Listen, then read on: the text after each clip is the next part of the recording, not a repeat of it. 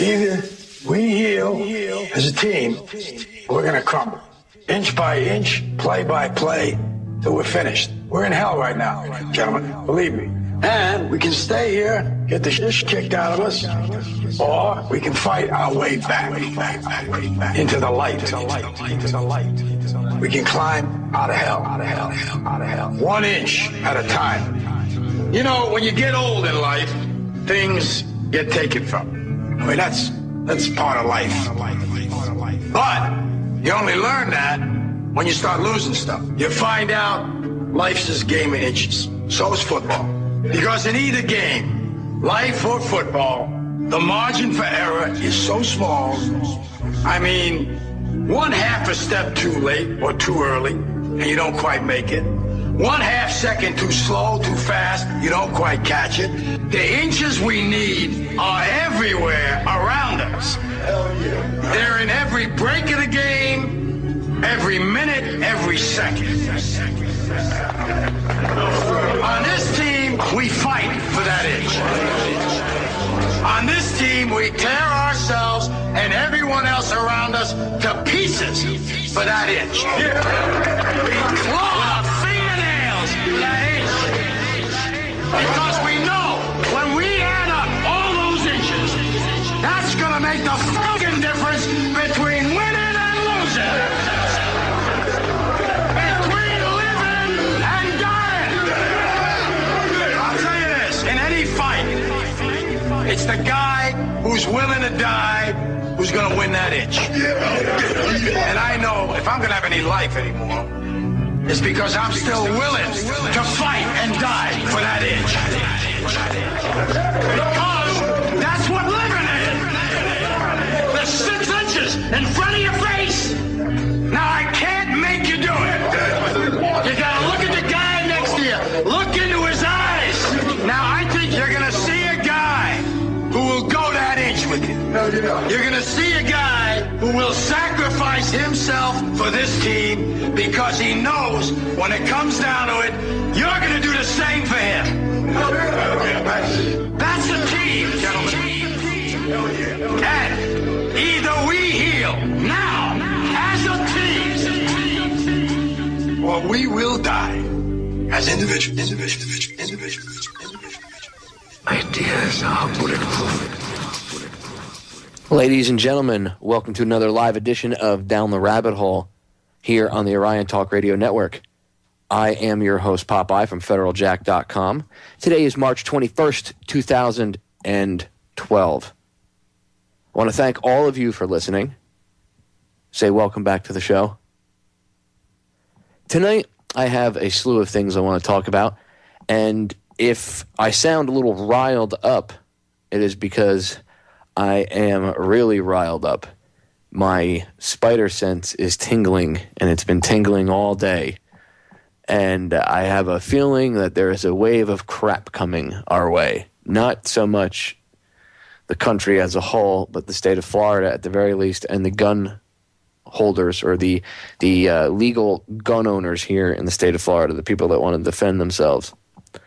Or just have a gun because it's their Second Amendment right to, and they like guns. Who cares? As long as they're not causing harm to other people. Anyway, my spider sense has been tingling all day, and it's due to the tragic death of this innocent young man whose life was taken about a month ago, and by a complete idiot down here.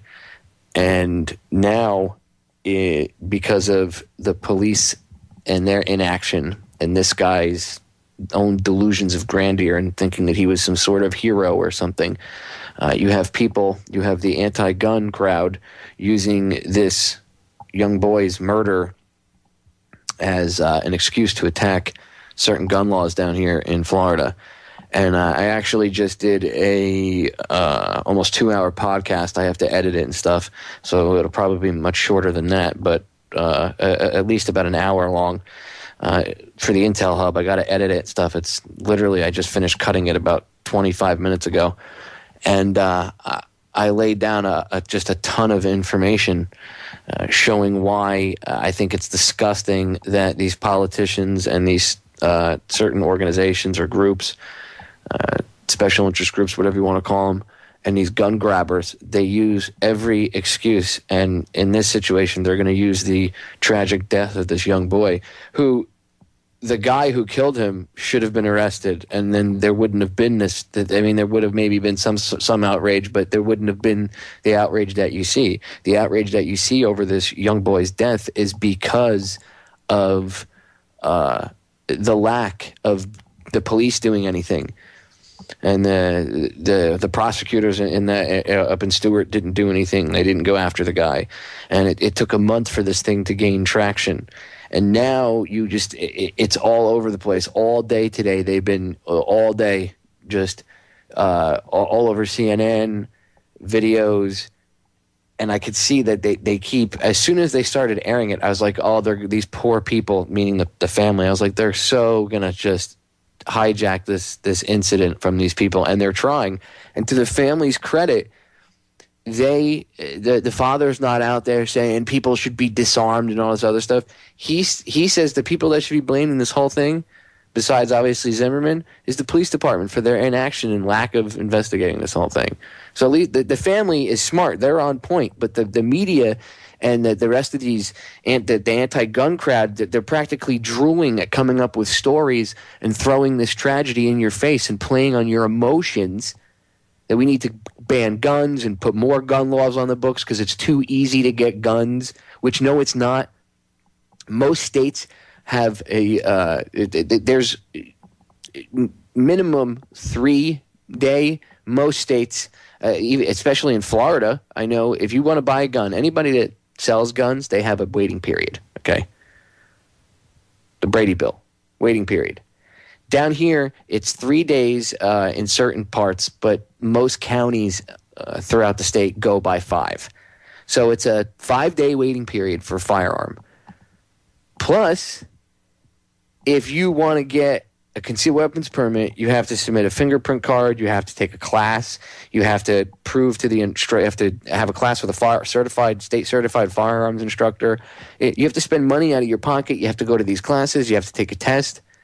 You have to prove you know how to shoot before they give you a license. And they do an FBI background check. And then every time you buy a gun, if you don't have a concealed weapons permit, you cannot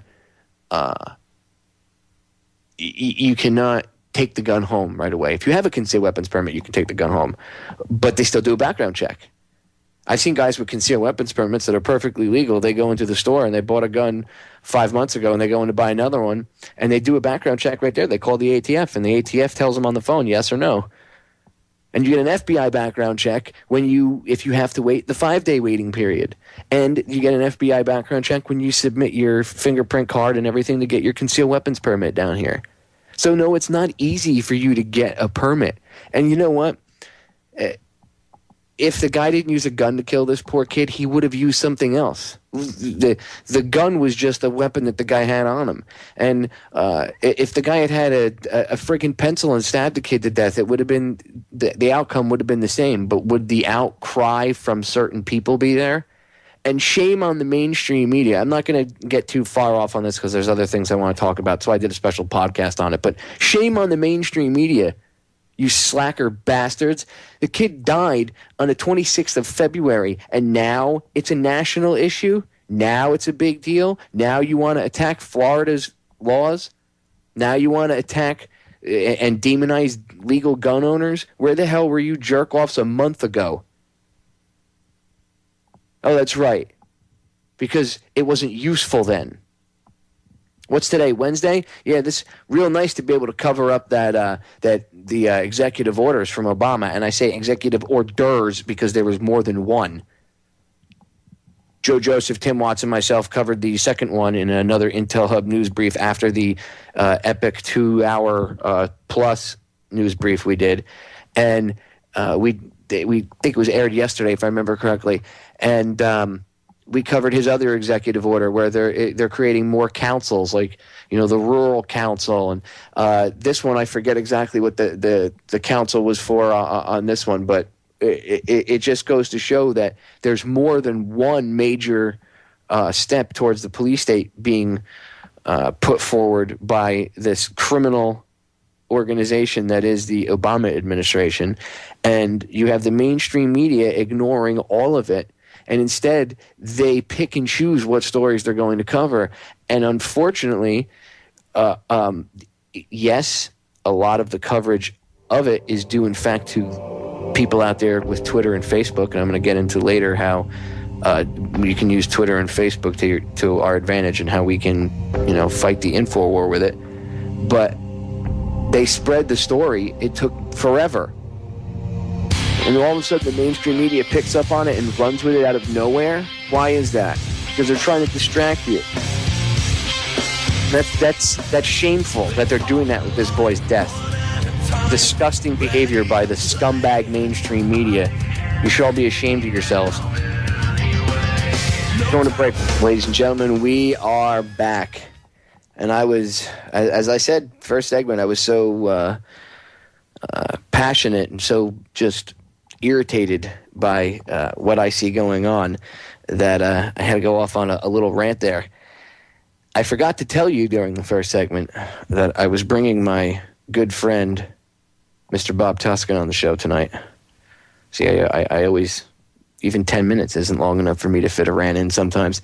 So, since I forgot to tell you, and without any more further ado, I would like to introduce my buddy, who really doesn't need an introduction, Mr. Bob Tuskin. Yeah, actually, I do need an introduction. Well, your ego needs an introduction. Tell them who I am, Popeye. Tell the listeners just exactly who I am. I think everybody already knows who you are. Well, that's no fun. Hey, Popeye, how are you tonight? How's it going, Bob? It's always a pleasure to have you on. Yeah, doing well. Thanks for having me on. And there's a lot to talk about. You guys have been doing a lot of great work covering this executive order. And it really did go viral thanks to the reporting of yourself, Mr. and Mrs. Joe Joseph, and others. And I'm glad that you're covering it so in-depthly. You may have heard I did a podcast with Larkin Rose about this. I listened to it. I think you guys did an awesome job. I actually concur with his a lot of the things you guys said. I agree that it's a piece of paper. At the end of the day, it's a piece of paper.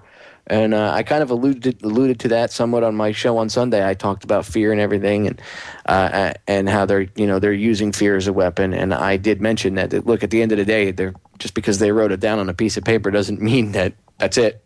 It's done. It's over. You know what I mean? And who are these people anyway? Who are they? Are tyrants? Yeah, I mean, are they God? No. They didn't create me, so they can't violate my natural law. I suggest people start going to my buddy Mark Passia's website. He's good friends with Bob. I have to thank Bob for introducing me to Mark. And you got to go to Mark's site and learn what Mark teaches about natural law, so you can get like a crash course on what natural law is, so you can understand how yours is being violated on a day-to-day basis. Because without that, I know people, Bob, that they don't care. Oh, what's the big deal if they signed the executive? Who cares? If they're not going to come get you if you're not a bad guy, right? Right? Good guys don't get in trouble and get locked up in the gulags, right, Bob? I mean, Popeye, what do you have to hide? After all, if you're not doing anything wrong, why not allow them to rape you? Yeah, right. Exactly. TSA, what's the big deal if they grope your 6-year-old daughter's vagina? Who cares? What do you care? You know what? You got to be a good citizen. As long as your daughter has nothing to hide and she doesn't work for Al-Qaeda on the side, then you shouldn't have a problem with it at all. Which I think, obviously, we're being sarcastic, ladies and gentlemen. I mean, it's insane. It's just pure insanity. Bob, what do you think of... Besides the executive order itself, what's your take on the fact that they released it like at night on a Friday on the weekend of St. Paddy's Day? Well, alcohol is a great sauce for the powers that shouldn't be. I mean, they love to do that. They did the same thing with the NDAA, releasing it on New Year's. So the timing is absolutely, not a coincidence. So, as far as the plan and why they're doing it when they're doing it, above just the fact that they're doing it when people are being distracted, perhaps there's something coming up some sort of introduction to the war in Iran, and perhaps this is the foreshadowing of a greater conflict and maybe a future false flag. Yeah, I agree. I think it's a two-pronged thing. I think them releasing it on at the time they did on Friday night was a good cover. Slip it in there, nobody's paying attention. And I also agree that something is coming that they're going to cause, whether it be war with Iran, whether it be going into Syria, whether it be starting World War III because they go into Syria, starting economic collapse because they start a war with Iran or Syria, and then it's just we can't afford what we're doing now, let alone another one. So who knows? And people would be very pissed off if we started fighting in more countries and started worldwide conflict. Not that we don't already have worldwide conflict, but if we expanded it, I should say, people would be pissed off here at home. They'd be closing banks down. They'd be forcing people, you must give it to us. We know what's better. I mean, that's the mentality of these people. You must give us all of your stuff so we can go use it to bomb other countries and blow shit up in your name, of course, to protect your freedom so you can go shopping at the mall. But hey, the mall's not there anymore because the economy crashed and nobody has any money anymore and they all live in tents. Does this make any sense? It's like this vicious circle. When you understand that there's more to it than just making money and greed, then it kind of makes sense that they're trying to destroy the country. They have to bring the United States to its knees and chop its head off in order to bring about a one-world government. It's the only way to do it. And right now, the country's on its knees, and they're bringing the axemen up. Well, and think about this, Popeye. You were talking about the right to bear arms. We're one of the last places in the world where the overwhelming majority of people, even though it's continuing to get stronger and stronger and all the while be attacked, we have guns here. And at the end of the day, even if we have guns, one might say, well, the military-industrial complex has weapons far beyond what the average household could ever fight against. But if the military is informed, the police are informed, and the average person who has a weapon is informed, I think we have a good shot here, and I think the powers that shouldn't be are aware of this. At the end of the day, they're just a tiny dot. We can go back to Larkin Rose's analogy that really does a good job of showing that the Leviathan of government is not as big and as scary as they want you to think it is. The propaganda, the PR, the perception control, the fear-mongering, all of these things are meant to keep you within that paradigm, that you're helpless, that you need this nanny state to protect you. When the reality of the situation is that we're beyond that. We don't need them to protect us. We're going to thrive, especially without them. They can't protect you. They don't. And when I say they, let's use something that people can, get a visual of. Let's say the police. They can't protect you. Look, case in point, real quick. I used to run a tattoo shop in South Beach. Okay, when first time we ever called the cops. Or first time I called the cops as the manager. It was like the first week I was the manager there. And I was trying to do the right thing, by my boss. She said, don't, smash people. Just, let the cops take care of it. So we tried. That didn't work. They never showed up. And we ended up taking care of it ourselves anyway. When the cops finally did show up, that we were told that we should just take care of it ourselves and then call them. Because they were like, look, we're either busy or we don't care. They literally told me they don't care. They'll wait. They'll tell them they're en route. They're sitting in traffic. And they said to me, we usually wait for fights to be over so we don't get hurt when we show up. Everybody's either, gone or bleeding. Whoever's left there is bleeding on the ground. They're not really a threat. So they stay out of it. This is what they told me to my face. So for the next 2 years, me running that shop, whenever something happened, we took people out in the alleyway and literally just beat their ass. Or we did it right there in front of the shop if we had to, if they started getting uppity and physical and stuff. There was no more calling the cops. Right. They were useless. They admitted it to us that they were completely useless. It's really sad when you have a cop tell you handle your own business because we ignore the calls for a little while. That's basically what he told me. Real good police. All right, we're going to break, ladies and gentlemen. Stay tuned. Don't go anywhere. Ladies and gentlemen, we are back. I'm hanging out with my buddy Bob Tuskin.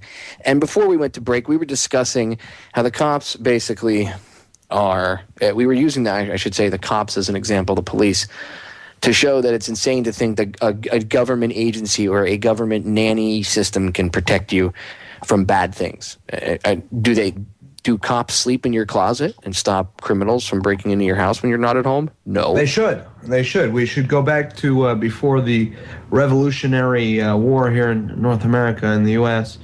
and have soldiers staying with us in our houses. You know how they had that? That was one of the things that our new government, which, well, it's failed, obviously, but that was one of the things we were supposed to be protected against. But maybe that was mistaken. Maybe we should have police or military staying with us to protect us. We need the toilet seat administration in our homes.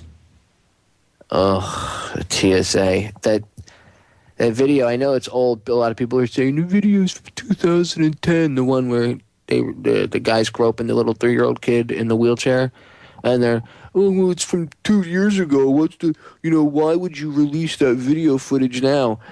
Oh, Alex Thomas actually sent me a link yesterday, dude. I got so irritated when I saw it. I saw the newscast. They were trying to say, well, if you're a terrorist, which makes sense, you would need to, play against people's psychology, and you would hide it on the old lady or the little child because, well, the average person doesn't think to look there. And that might sound good, but the fact of the matter is there's so many holes in the security that to think that screening these kids is really going to do anything when we know that well-dressed men, according to Kurt Haskell, are walking the real terrorist right into the airport with no problem from TSA, They walk right past TSA. He's with us. And they put him on the plane. And then they quote-unquote try to blow the plane up with inert explosives that don't work, could never work, will never work, and wouldn't do anything with what he was trying to do with trying to light them on fire. But he's a terrorist. This guy's a mastermind. He's got the IQ of like a piece of toast, but he's a mastermind. Ooh, he's the guy. If these are the morons that I have to be afraid of coming to get me, the boogeyman. If the boogeyman is that stupid, I am not worried whatsoever, for real. So if they expect me to be afraid of some patsy moron, no, I'm not afraid of some patsy moron. First of all, I'm not afraid of it at all. I don't give off that vibe. You should be afraid, Popeye, and you shouldn't be afraid of the terrorist outside of yourself. You really should be afraid of, yourself being a terrorist. You have to look within, Popeye, because within you is the real terrorist. Okay? And I'm not joking here. So you're trying to tell me that Al-Qaeda is hiding inside, like, my bloodstream? Al-Qaeda and the terrorists out there... How did they get inside me? Within you. I feel violated. And if you see something, Popeye, you must say something. Man it Napolitano said so. Does that mean that I should call them up and tell them I have something in me? Like, my friend Bob Tuskin has scared me now. He told me that there's terrorists everywhere, in my closet, in my sock drawer, and even inside me.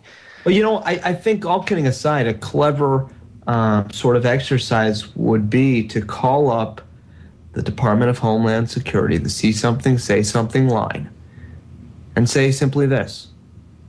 Hello? Yes, hi. I wanted to call and ask a question. I'm a little bit concerned about terrorism.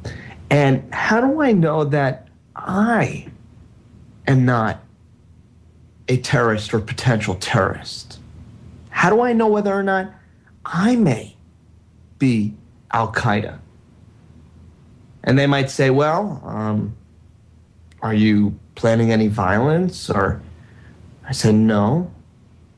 Well, then, are you a prepper? Are you a 9/11 truther? Are you quoting the Constitution? Well, yeah, I do all of those things. Oh. Sir, just stay right where you are. Stay right where you are. Don't worry, we already know where you are. 2 minutes later, you're here. Do, do, do, do, do, do, do. Exactly. Come out with your hands up. You look outside. There's a tank outside your window with a smiley face painted on the front of it. And then the Department of Homeland Security all over the side of it. And I'm sure it would probably by this point. I'm surprised, honestly, they haven't started walking around with red armbands yet. For real. You know what I mean?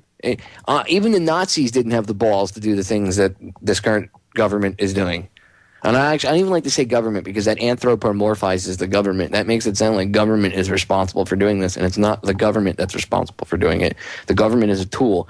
If you want to look at the government, let's look at it like a vehicle to get things done. And these guys have hijacked that vehicle. But the government, it doesn't, that would be like blaming guns for killing people. The gun's an inanimate object. It didn't wake up in the morning and be like, I'm going to go shoot somebody. You know what I mean? The person wielding the gun did. I agree, Popeye, but unfortunately a lot of those people don't see it for what it is. They don't understand how the system is flawed in its essence, and it is a part of the problem, and until we rid of it completely, no matter who the players are, if the system remains, I think we're going to continue to see these scumbags pushing for tyranny. I agree. I've also said that part of this whole, and not with the people that are awake, but the people that are asleep, the people that want to be told what to do, they need to evolve spiritually and mentally before we're going to be able to fix this, because that's a big part of it. Because this whole huge government nanny state thing is it's a manifestation. It's a physical manifestation of a sickness inside this society, that we think we need this type of stuff. Oh my God, we need, everybody made a big deal about it's and we joked about it, about them taking the law away for bestiality in the military. Now, I used to joke when I was in the military with my friends on how sad it was that they actually had to tell people you shouldn't have sex with animals. Like, there had to be a law for that. To me, we shouldn't need a law requiring you to be told not to have sex with an animal. You ought to know better. And when people tell me, but that's just not a reality, dude, blah, blah, blah, blah, blah, to me, that's them making an excuse for it, and that kind of continues the problem. You know what I mean? We have to accept that there's a problem to begin with and say, okay, there is a problem and we are going to do something to fix it, and then do something to fix it. Make an effort. Just by making that decision that you want to change and that you want that, not I want hope and change, but like you literally realize there's a problem and you realize that you can't rely on anybody else to do it for you, but you have to do it yourself. That's how you affect real change, because you start it from within yourself and then it emulates outward, and then it starts to affect other parts of your life, and then you start to meet up with like-minded people, and together you guys create this force that then goes out and becomes a bigger force for change and good. Meaning you're spreading knowledge, basically. You're spreading that energy. But you have to come to that epiphany in your head first, you know what I mean? Absolutely. And most of these people, a lot of people aren't ready for that, Bob. They want to be ruled by some governmental agency or somebody else. People I know that are like, oh, dude, that's what they're for. Politicians are there so we don't have to take, I don't have time for that stuff. And I'm like, why don't you have time for that stuff? Well, man, because I got to work, 60 hours a week just to make ends meet. Oh, well, did you ever think that maybe if you didn't rely on some career politician to take care of your stuff, but you actually stepped up to the plate yourself and got involved, you wouldn't be in a situation where you had to work 60 hours a week like the slave? Oh, bet you didn't think about that, right? But see, people don't look at it from that aspect. What say you, Bob? I want to be submissive. I want the nanny state to tell me what to do. I like their fancy costumes that they wear. I like their fancy pieces of paper. I like to feel protected. I like the idea that there's executive orders that can take my property. These are all things that I like. Bob, you sound like you've been drinking the Kool-Aid. Oh, is that what that was? Yeah, I thought it was just high fructose corn syrup and fluoride. Well, at a base level. Oh, you know me too well, Popeye. get the Stay away contents from all list? that nasty. No, I know you don't, Bob. I know you wouldn't drink that fluoridated crap. All right, ladies and gentlemen, stay tuned. We're going to break. Bob and I will be back in a few minutes. Don't go anywhere. Hey, Bob, did you know that Iran has a massive terrorist army just waiting to attack us, and they're going to attack us first? Yeah, they have Hezbollah, according to a recent post, here in the U.S., thousands of them. Yes, CNN. And maybe they're hiding in my afro. You know what? I would believe that more than I believe that they're hiding all over the country. Yes, I'm sure there are cells inside this country that if Iran was struck, they would retaliate. Would not surprise me. But this whole thing is being pumped up, and the predictive programming has been laid out over the past, I'd say, year and a half. If any of you guys watch CBS, the network with the all-seeing eye in its logo, you might have heard of a show called NCIS. And in their last, their show, I noticed the writers put a lot of things that they want, predictive programming, for lack of a better term, to put ideas across in your head. And a lot of their themes are always terrorists coming from Palestine, Palestinian terrorists. They kill innocent Jews, and then they're coming to get the Americans.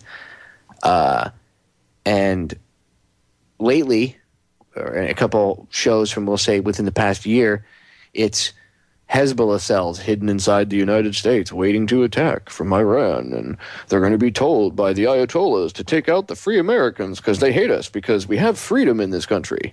We have freedom. I'm doing air quotes. Freedom. Freedom. We have freedom. We have things like the NDAA. I really don't know if anybody would be jealous of that. I can't see somebody in the Middle East somewhere, in some Middle Eastern country, sitting in a cave with his buddy being like, dude, I'm pissed off, man. Over in America, their military can come black bag them. Can you imagine that? We can walk around here in our country with AK-47s out in the street. Every family, every household has one AK-47. I know. Why can't we be more like the Americans? Yeah, why can't we be more like the Americans and get beat up by police more? Sure. I mean, these people in America are so free that they have to take their income, their blood, their time, and they have to take Federal Reserve notes with the freest banking system in the world, with the freest debt-free system in the world, with their corporations that get these bailouts for free. This is the way we got to be, Popeye, and they hate us because we are so free that, well, we don't even get a chance to choose whether or not we put poison in our drinking water. They hate us because of that. They hate us because we're that free. Exactly. I think the terrorists hate us because we have the freedom of the NDAA, or we have the freedom of being black bagged, and martial law, and fluoride, and forced vaccinations, and steroid head cops that tase and shoot first and ask questions later. Yeah, we have freedom here, freedom of speech. I mean, hey, it's awesome. You can protest. You don't have to worry about protesting outside and getting arrested. Oh, wait a minute. Maybe you do have to worry about getting arrested. But no, we still live in a free country, Bob. That's for our safety. They probably don't want protesting because Al-Qaeda would protest. That's it. And Al-Qaeda likes the Constitution. So that's it. They hate us because of our freedoms, but at the same time, they like our freedoms. So we have to support them in certain countries because, hey, they're freedom fighters. But when it comes to us, they're the enemy, and we have to kill all of them. So we're at war, but we're not at war.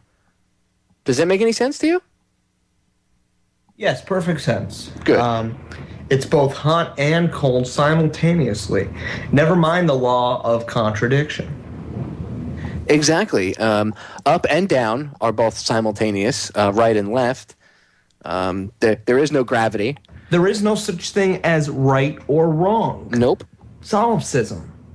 And the sky is purple. It is not blue, even though you think it's blue and your eyes say it's blue. It is Well, not. see, this is the sort of existential view that the powers that shouldn't be have of reality. They think that they can do whatever the hell they want because at the end of the day, black is white and white is black. And if they want to do it and it serves an ends, they don't care what the means are. If it serves an end, that's all they care about. Yep, the ends justify the means. It's Malthus. And these people do not care. That's where the term Malthusian comes from. Was from Malthus, this philosopher that they all idolize and probably whack off to.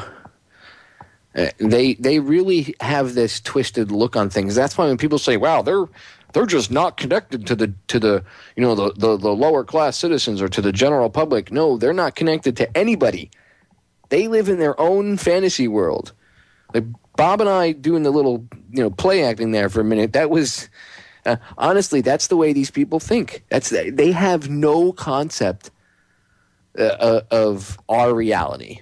They really don't. And you can see it with elections are actually a good example of that if you're awake. You can see how just... Did you ever see the video? The cannabis dude? He's in a wheelchair. He's a disabled guy, and he's like a cannabis activist. And he goes up to Mitt Romney, and he's like, I'm a medical cannabis user, and it saved my life, basically, and I'd be dead without it. And, if you were the president, you would outlaw that. And sure, and Mitt's like, yeah, good. Thanks so much. And he's like, you mind answering my question? Exactly, dude. Totally not even, just on a different world. Yeah, and then eventually he says, "No, I don't support it. I don't support it." All right, thank you. Walks away. He's above it. He doesn't care about the suffering. And when you present them with it, when you put it in their face, they run like little bitches. Because at the end of the day, out of sight, out of mind, it doesn't affect them. And when it is presented to them, they can't handle it. Miraculously, they can't take that right in front of their face. Although I have a feeling that a lot of these upper-level scumbags are very much into it and into this culture of trauma. They've been indoctrinated into it. They are victims themselves. Many of these puppets that we see on the forefront in the mainstream media, from Barry Soetoro to Mitt Romney, are nothing more than MK Ultra mind control puppets of a greater power. I agree. They're definitely puppets, and they're definitely being controlled. They are, I in no way think Romney or Obama or McCain or Bush or Clinton or any of these douchebags. I don't think any of them are in charge at all. Obviously, they get their marching orders from somebody else, but Obama's the kind of guy that not only does he take his marching orders, but he also has his own things that he'd like to do, and he'll gleefully just, he'll go in there and do what he's told, and he does not care. Remember, he'll have Secret Service protection for the next 10 years of his life, at least, if he gets out. Let's say, if he got out tomorrow, what is it? I think it's 8 years, 8 or 10 years. 8, yeah. No, yeah. I think it's 8 years that you get 8 or 10 years you get Secret Service protection after you get out of being the president. So we'll just say 8. We'll cut it down. We'll be conservative about it. We'll cut it down to 8 years. So even if he gets 8 years and even if he got out at the end, that's still like 8.5, 9 years. So he doesn't care. Do you think he cares what he does to you people? No. He's got a wall in between you and him. Any justice that would get done after he got out. So he doesn't care what he does while he is the president. Same thing with Bush. Look at him. He did 8 years. He was a total jerk off. Look at him now. He prances around now, going to well, now he's not doing the book tour anymore. Now he's kind of staying a little low key. But for a while, he was doing book tours and speaking gigs and all this other crap. He had Secret Service protection. He still does. They don't worry. Your tax dollars are protecting them.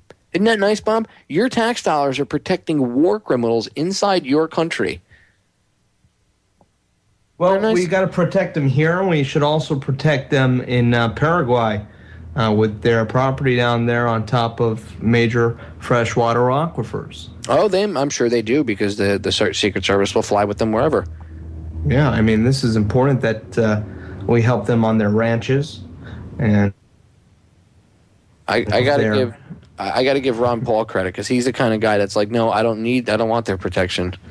First of all, he's smart for not wanting their protection because look what happened to Kennedy. Exactly. So need I say more? Turn the gun on him. I mean.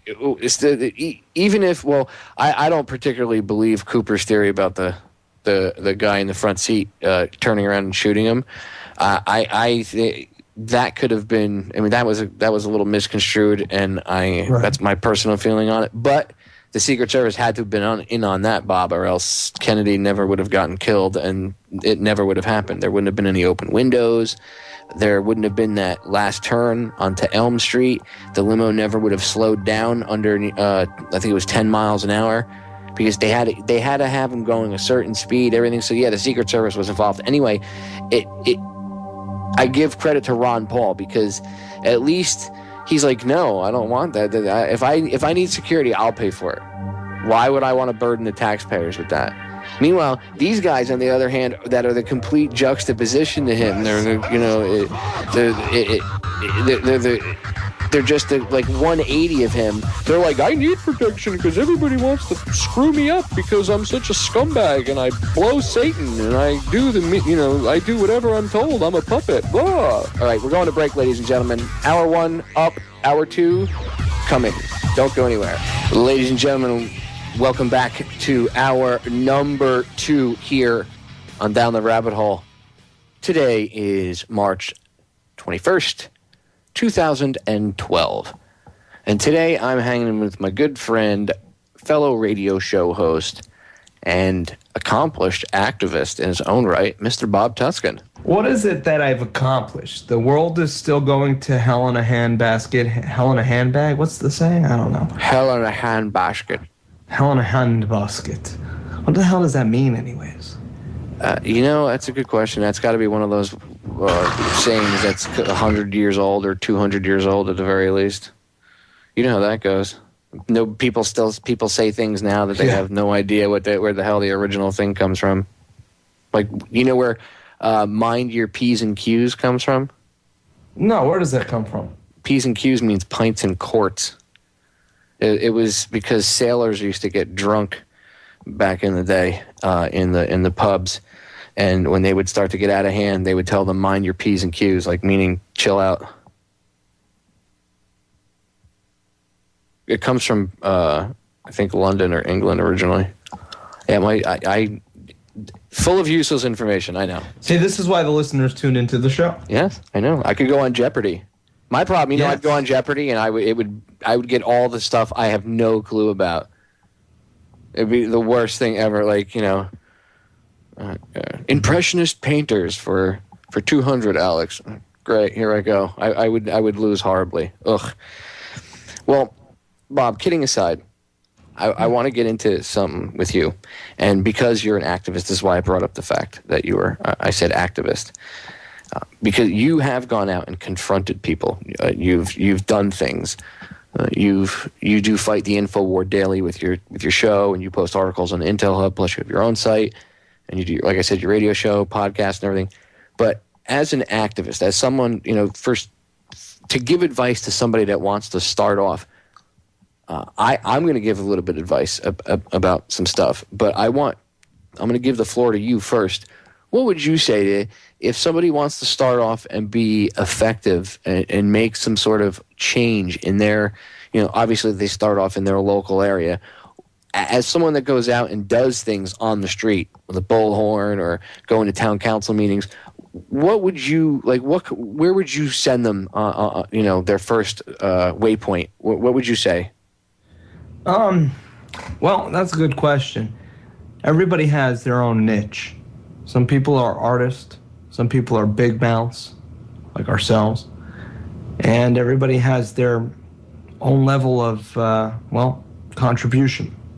So what you can do specifically as an individual has a lot to do with what you're good at. Some people are good communicators. Other people are good at,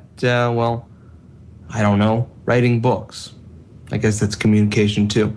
And at the end of the day, Popeye, they just have to do something.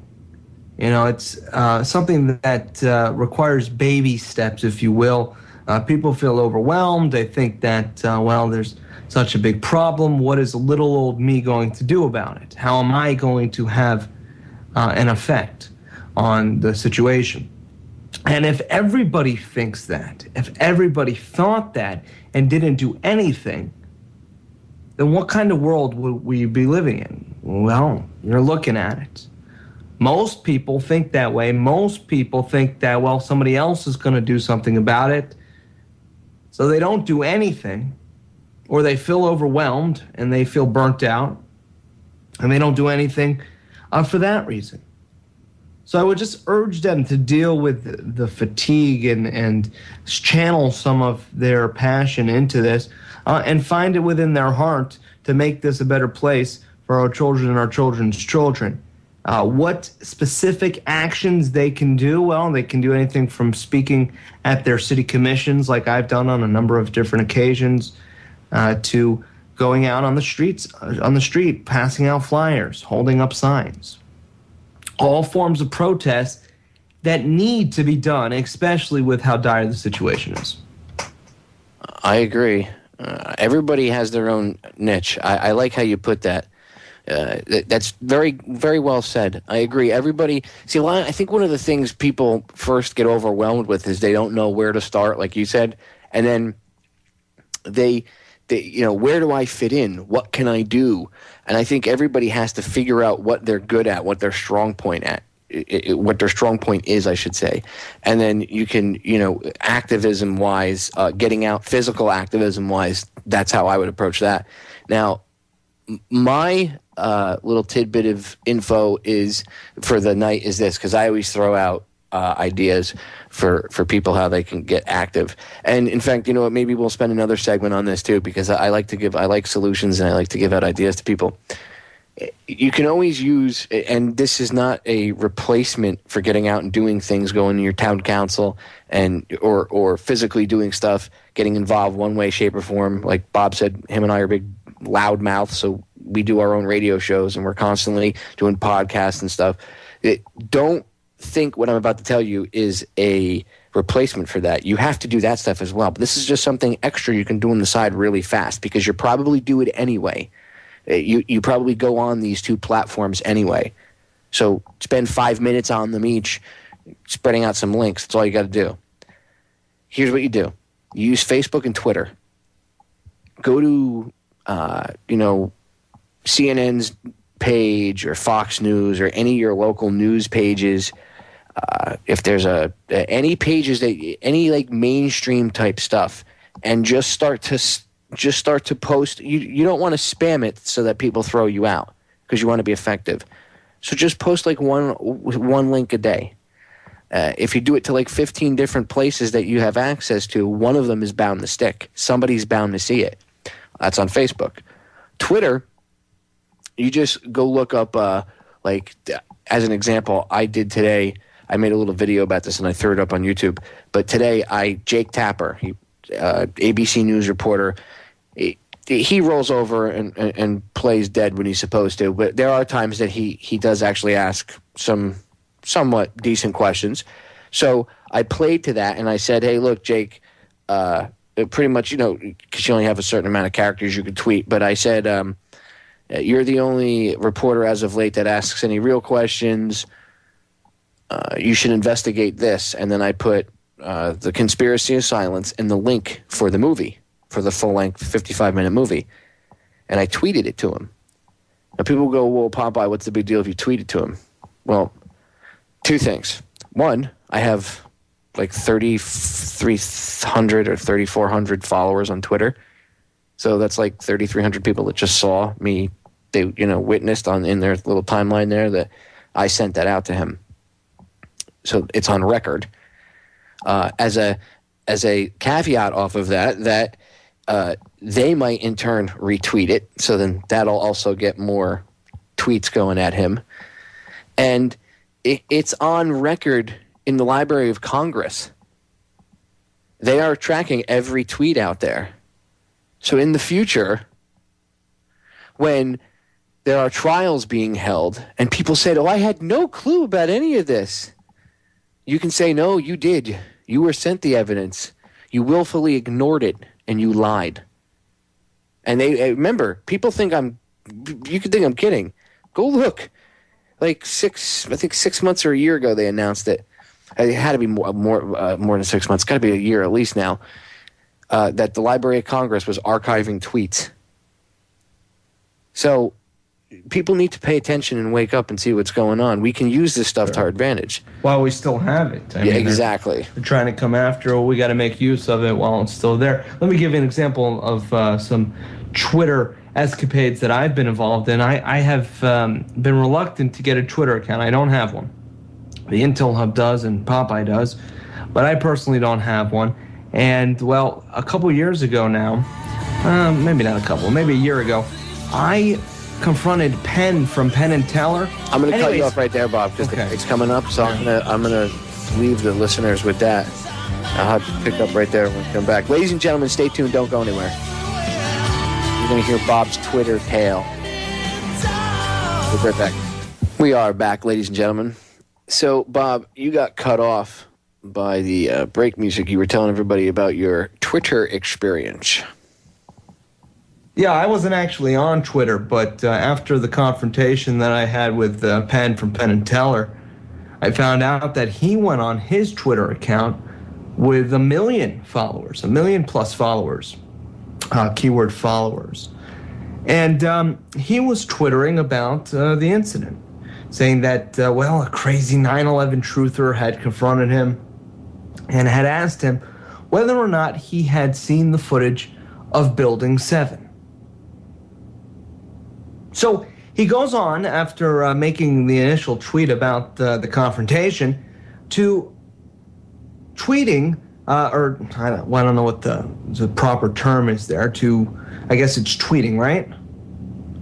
Yes, it's called tweeting. To tweeting a message that he had now seen the footage of Building 7 and had watched it 13 times.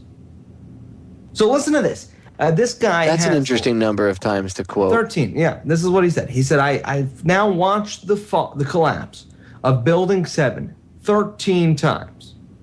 Now, mind you, Papa, you were talking about whether or not these people retweet or whatever and how many people see this. Well, he had 1 million plus people on there. And he didn't say pro or con anything about Building 7. All he said was that he watched it. I wonder how many people were exposed to watching the collapse of Building 7, which if you do, it's pretty darn intuitive what's happening there.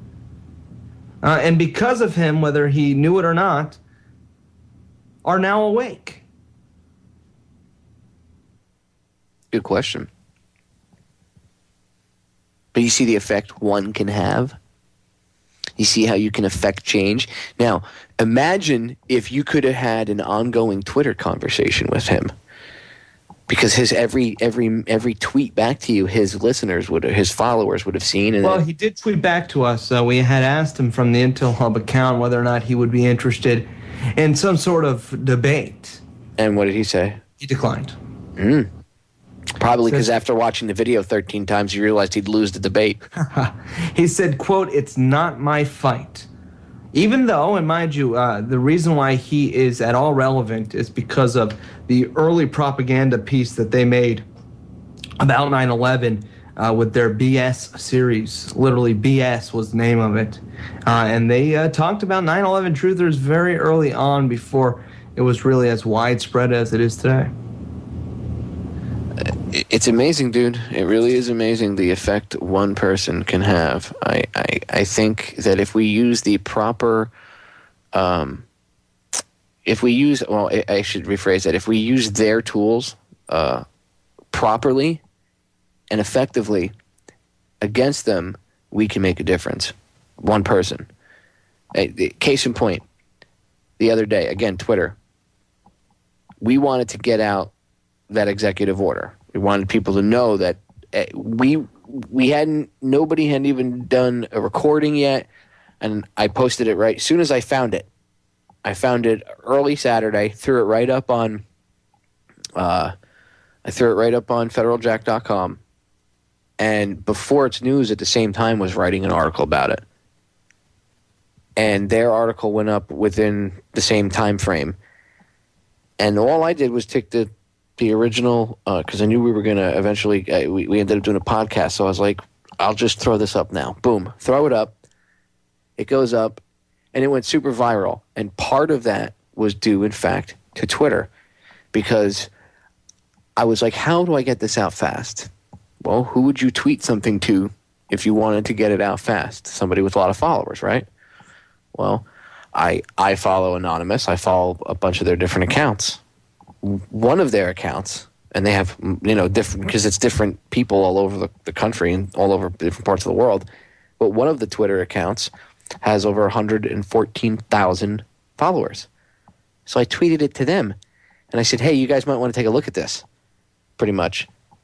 And they retweeted it back out on their account. One push of a mouse button, and over 110,000 people, I think it's 114 and change. So, 114,000 people with the click of a mouse button saw that link. And then out of that 114,000 people, how many people retweeted it? Dude, all day my Twitter was going crazy. Because you can see how many people retweet what you put up there. If you know how to use it, it can be effective, but you have to, it only takes about 5 minutes to get used to it. And when I started, I had no followers. Right now, I'm looking at my Twitter account. I have 3,543 followers right now as of this broadcast. So, by the time somebody hears this in the archive, there'll be more up there. And I started out with none. I had 3 or 4 when I first started. And then it just grew for me. I would put tweets out. And people would say, hey, you should, check this guy's tweet out. Well, this is crazy. Check this article out. And then you get and then, on my radio show, I would say, hey, go check my Twitter account out, whatever. Next thing I know, I have 3,500 followers. So you can be effective. Imagine when I tweet something on the Twitter deck. It's just it's just one piece of social networking equipment, right? And when I tweet something, 3,500 people instantaneously see it in their timeline. Can you imagine if we had that capability 30, 40 years ago when a lot of this information was, getting uncovered by some of the researchers that we learned it from, the old school guys, Bob, like Cooper, Anthony Sutton, and the rest of them? Can you imagine if Charlotte Iserby had this capability back when she found out about the educational system? And what she aptly titled the deliberate dumbing down of America. Can you imagine if she had this capability? Now, we have it. We have it in this day and age right now. We have the responsibility to use this stuff in a responsible manner and to get information out to the masses. It is our responsibility. Like Cooper said, we have a choice. We have a choice coming, where humanity is either going to go into this total enslavement or this paradise type of enlightenment, and where we'll grow and we'll evolve. But we as humanity are going to make that choice. Getting involved is making the choice to go towards the better one. Doing something is that better choice. What say you, Bob? Well, I have my SUV. I have an unlimited supplies of aspartame. I'm a lifetime subscriber of Diet Coke. And Dancing with the Stars is on, so screw getting involved, Popeye. I'm comfortably numb. Well, you sound like a major portion of this country. Well, that's my right. It's my opinion. I'm entitled to it. Yes, you are. Well, the freedom that you like and that you take for granted there that allows you to have that opinion is going away very fast. So I suggest that if you want to still be able to have the freedom of having your opinion, that you get up off your ass and do something. But that's just my personal opinion. Well, that's your opinion. Opinions are like you know what.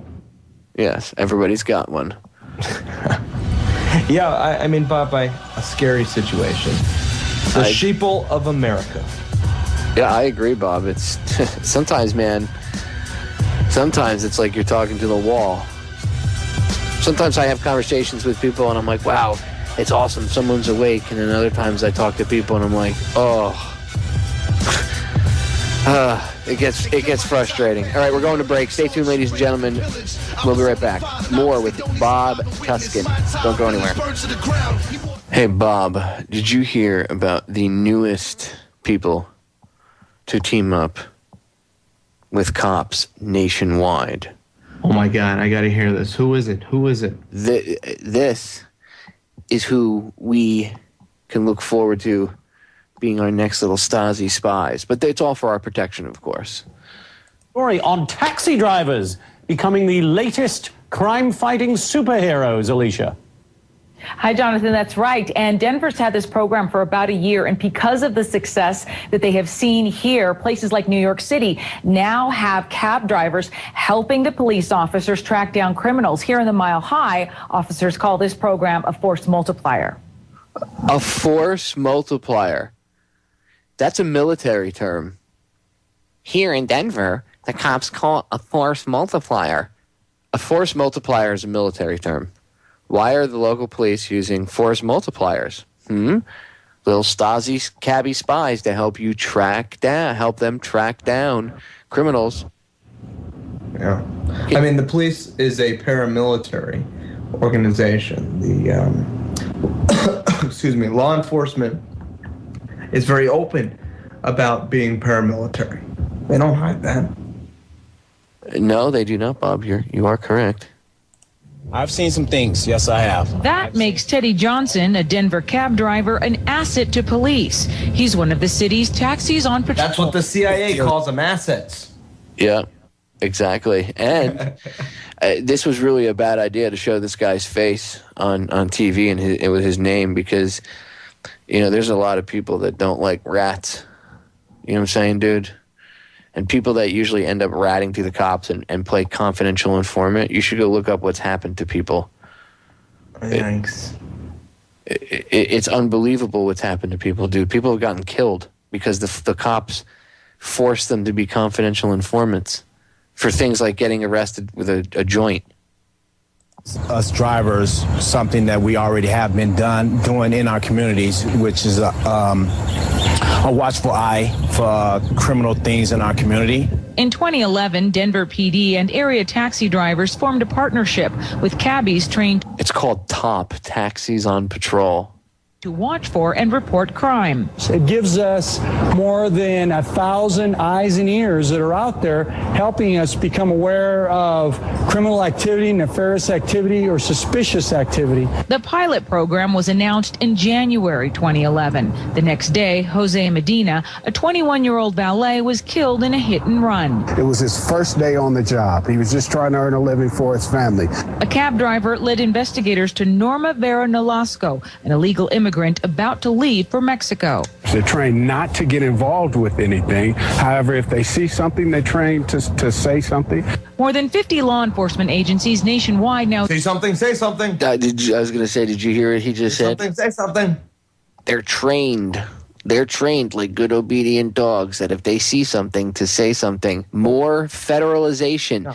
Now, you see how they play it off like it's a local police initiative, but this is totally not a local police initiative whatsoever at all. Homeland Security is behind this, you better believe it. And, a good thing about infiltrating the cab drivers is that, as many of you know, a lot of the cab drivers, and they're also going to be branching out to 7-Elevens, are potential terrorists. I mean, if you really want to get down to it, they're the ones that have towels on their head, and they're the ones that are from those countries and caves that breed Al-Qaeda and other forms of terrorists. Of course, I'm being completely sarcastic. Never mind my rhetorical ignorance. Exactly. Good point, Bob. Well, some people will say the same thing. Some people will be like, the cops are partnered with Al-Qaeda. Well, that would just be the CIA. His training was invaluable the day his own cab was stolen and cops arrested the guy. Then there was the time a fare needed quick cash. I didn't know she was going to rob the bank. And matter of fact, this was her third. She succeeded 2 times before, so this is her third attempt to rob the bank. Now, Jonathan, since its inception in January 2011, Denver police have received 1,000 tips from cab drivers. 70% of those tips resulted in investigations or some type of arrest. Back to you. So you see how they have to, in order to have a 70% number, a number that high, they have to say it resulted in investigations. So 70 or arrests.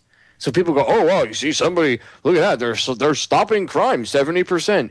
You know, 70% of the tips resulted in investigations. They're saying 70% of what came in, they investigated, and they're throwing that out there as a statistic, and throwing the word arrest in there. I want to know what the arrest statistic out of all these tips are. I want to know what the actual arrest statistic is, and someone being charged and actually punished and put away.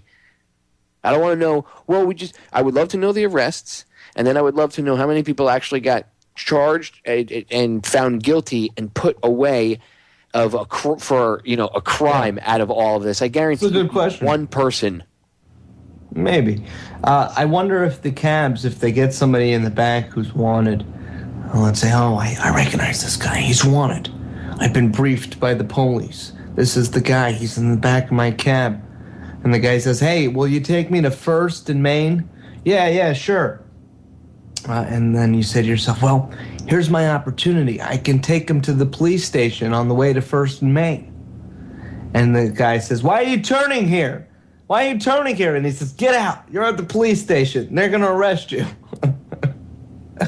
Yeah, and then the guy pulls. If the guy really is a bad guy, don't you think he would try to harm you for being a little snitch bastard and driving him over there? I mean, that doesn't, I thought the same thing. What are they going to do? What would he have done? I want to know how come they stopped and edited the story when he said, well, one time I was driving a chick and she was trying to, rob a bank. I want to know what he did. I was going to say, did he drive her to the police station?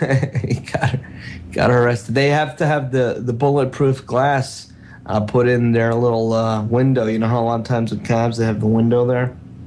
Yeah. They're going to have to put that. They're going to look like police cars.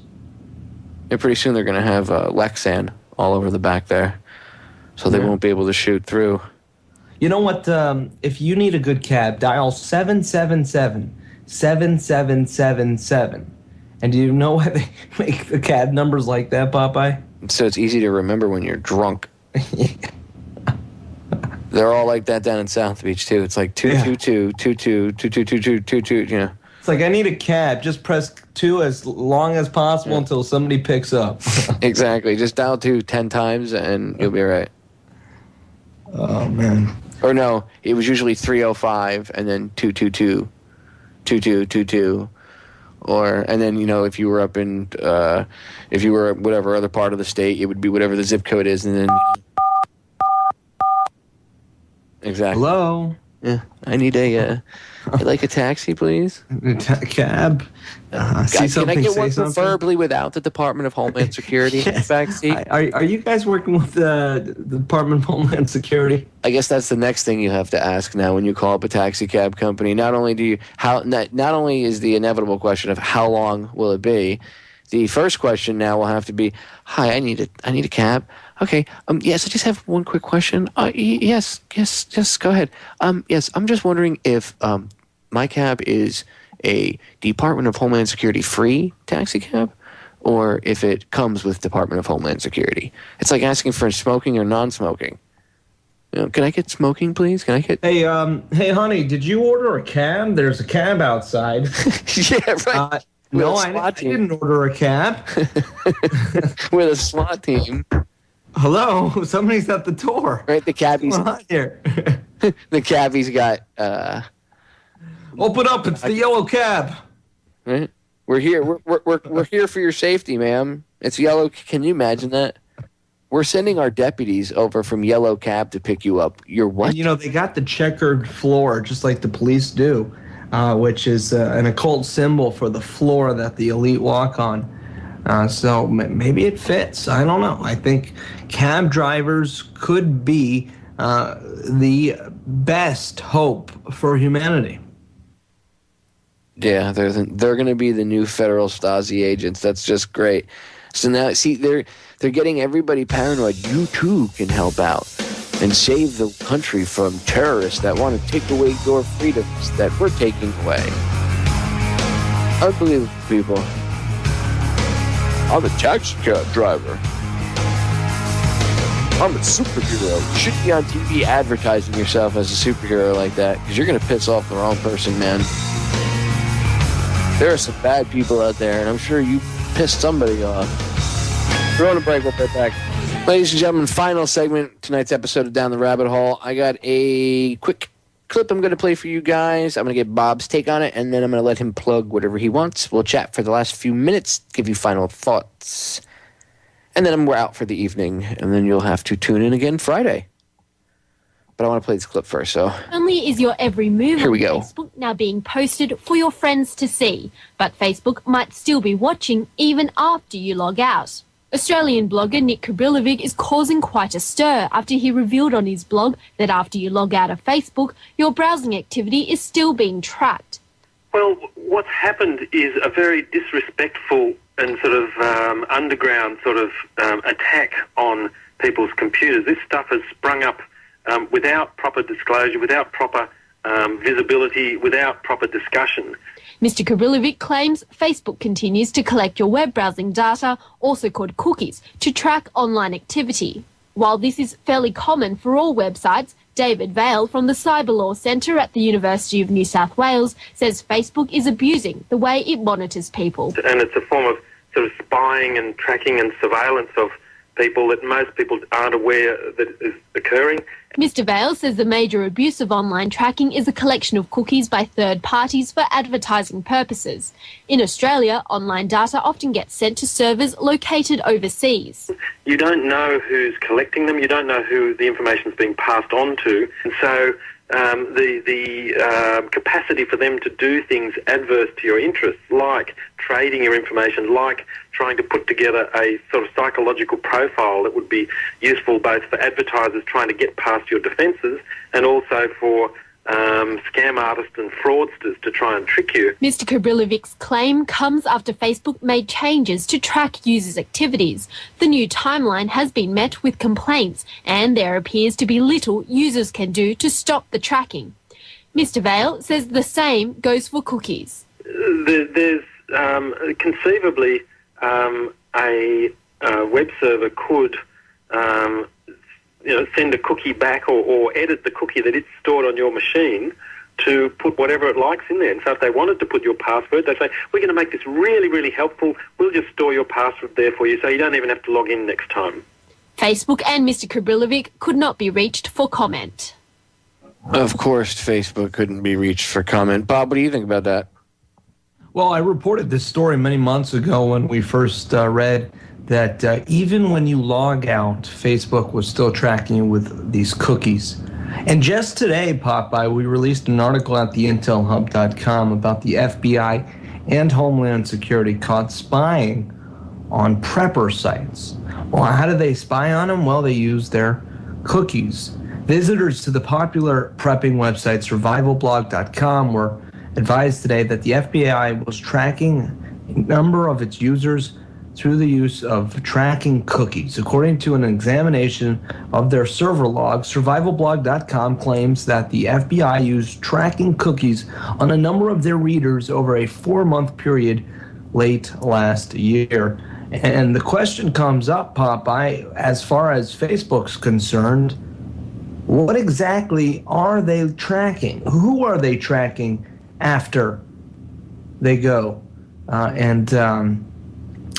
look at the site? Who are they tracking even when they're not logged in? And I would venture a guess here. I would suggest that perhaps they're looking at preppers, like they have been caught in doing so with this prepping blog, or not just preppers. Perhaps they're looking at, quote, dissidents. And it's a very compelling story. The amount of control that the major internet players have is overwhelming. We heard the reports of DARPA's former chief going to work for Google. And if you don't think that the NSA, Google, Facebook, CIA, and so on are all working together to spy on you, then you are a schmuck, and you might as well go post what you had for breakfast and when you're going to be using the bathroom next. Because you want Big Brother to know everything. You want to live in the novel of 1984, and you should do that. You should have fun. You should really move into a glass house and just give away all of your privacy rights. Just give it away to Facebook. Yeah, Facebook. It amazes me. I've told the story before, and I'll tell it again. When the Berlin Wall fell, they raided the offices of the Stasi, the people of East Germany. And they raided the Stasi offices. And when they raided it, there was wailing and crying and screaming for like weeks afterward. Or I should say days afterward, at least a week, if not maybe 2.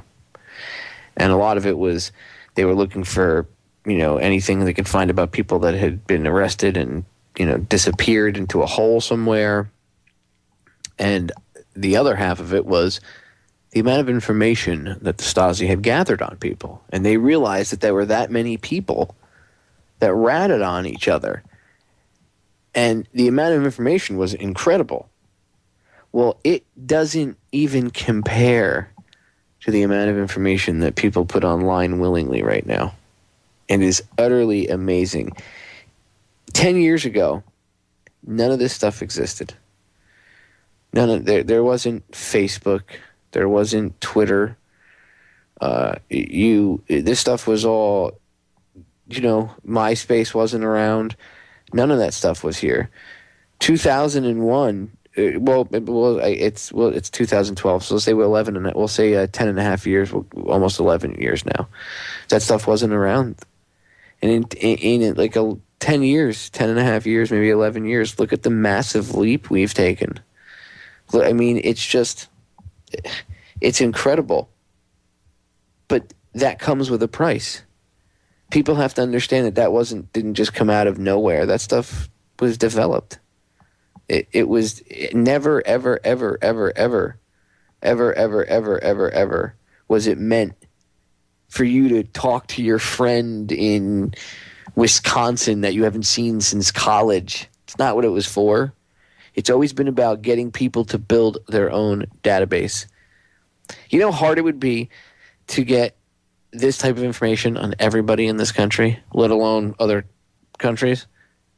Do you know how many people they would have to employ as spies? They don't have to now. You do it for them every day. How about Foursquare? You know what that is, Bob? No, I don't. It's another one of these social media things. If you hook it up to your Twitter or your Facebook, when you go somewhere, and if you have it on your cell phone or whatever, it'll send out a message with your geolocation, like your literal location on the planet. I'm at, blah blah blah. I've seen it give out coordinates. I don't know if that's a setting or not. I've never played Foursquare itself. Well, let me ask you this: is it not a good thing to be tracked everywhere you go? I mean, don't you want people to know where you are? And nope. If so, why don't you get the chip? Yeah, no, thank you. All right. Never any good. Privacy is a good thing. Going back to the Foursquare thing. What are you trying to hide, Popeye? I mean, why do you need privacy? What are you trying to hide? Case in point, when there's too much information out there, when there's too much information out there, people can do wrong. And then here's the case in point. When my grandfather died, it was a couple weeks before my brother was born. They put it in the paper, so-and-so died, blah, blah, blah. Well, people that knew him, they weren't really friends with him, but they knew him. And they were like, oh, he had this or this or this. they went and broke into his house while they were burying him. And they robbed my grandmother's house. Him and they all, took like half, most of a lot of their stuff, I should say. Not most of it, but a lot of the, like my grandmother's jewelry and stuff that like my grandfather had bought for her over the years and stuff. They weren't rich, but these guys thought they knew of him. My grandfather had his own business at one time, and they thought that he must have had money. So they broke into the house when they knew everybody would be at the funeral or at the cemetery burying him. So that was. I mean, how scummy can you get? Oh, I know. Let alone you're robbing a guy. You're robbing somebody that just died. Are you freaking kidding me? That was back in the 70s, Bob, and that was with just a newspaper article. Can you imagine what people could do now with your cell phone tweeting out or putting it on a Foursquare or whatever, saying, "Hey, I'm at Tim's Auto Repair," or "I'm at blah blah blah blah blah blah blah blah." You know how many people's houses have gotten robbed because of Facebook when it first came out? Because idiots would go on Facebook and MySpace. We're leaving for 2 weeks. Me and John, we're going to Barbados. The house is going to be, no one's going to be home. And people are like, really? Cool. I'm going shopping. People share way too much information. Way too much information. I use Twitter and Facebook as a way to get guests and stuff for the show and to spread links and stuff. But I don't have a personal Facebook account. Do not have one. Nor will I ever. Bob, thanks for coming on the show, brother. Ladies and gentlemen, you know where you can hear Bob 5 days a week over at Oracle. His show, Bob Tuskin Show, BobTuskin.com, IntelHub.com. Bob, thanks for coming on, brother. Ladies and gentlemen, don't forget, go check my site out whenever you get a chance. I update it daily, federaljack.com. As always, it's an honor. Love you all. I'll catch you on Friday.